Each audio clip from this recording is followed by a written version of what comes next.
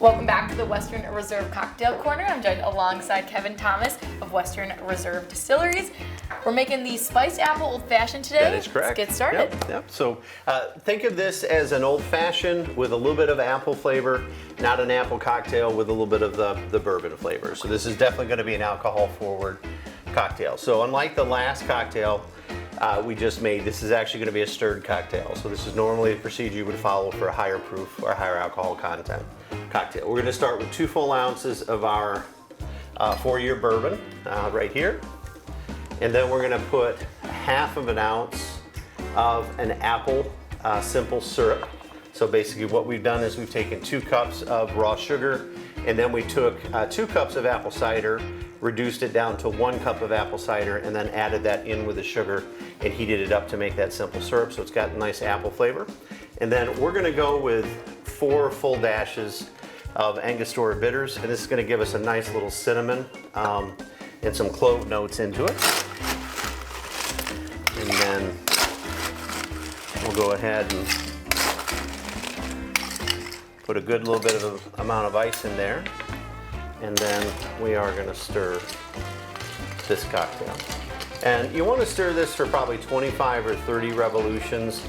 And what we're doing right now is we're chilling the cocktail down, obviously. And then we're also melting the ice because it's got so much alcohol in there. So it's softening the drink up. So it's not going to be quite as alcohol forward. And I don't know if you noticed, but the ice is kind of starting to fall into the drink, and it's all starting to look like it's one cocktail. Okay, that should be good. And then we're going to go ahead, use the Hawthorne strainer, and we're going to strain that out over some fresh ice. And these are some larger pieces of ice that we have here, which won't melt too awful fast. And then we're just going to go ahead and garnish that with just a little bit of an apple slice and let you go ahead and give that a try. Can really taste the apple and the cinnamon. That's, again, a really great fall drink. It's perfect.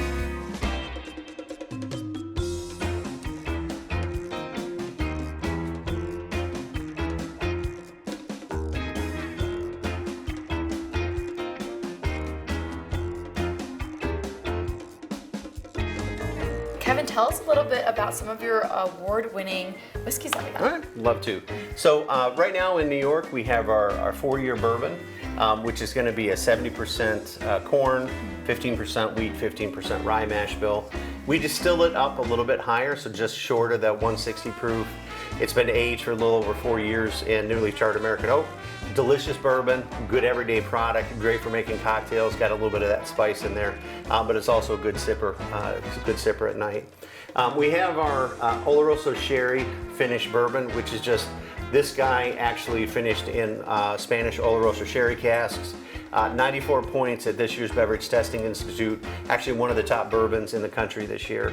And then we've also got our Caribbean cask rye, which unlike a lot of the other Caribbean cask ryes is only going to be a 51% rye, 49% hard red winter wheat, a little bit softer, again 4 to 5 year product. It's going to be aged in a Caribbean cask between 10 to 12 months. So it's got a beautiful notes of the Caribbean, and then also got that good backbone of the American whiskey in there. Thanks for joining us here at the Western Reserve Cocktail Corner. See you next time.